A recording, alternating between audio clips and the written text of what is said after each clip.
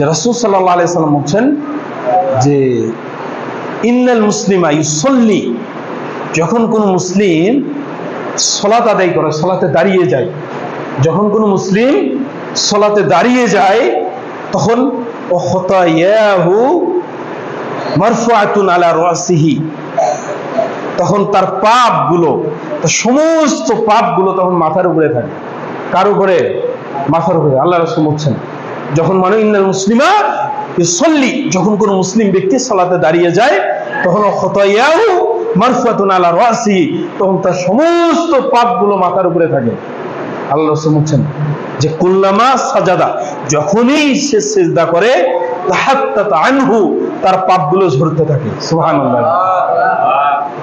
যখনই সে সিজদায় লুটিয়ে পড়ে তখন তার পাপগুলো ঝরতে থাকে, ঝরতে থাকে, ঝরতে থাকে।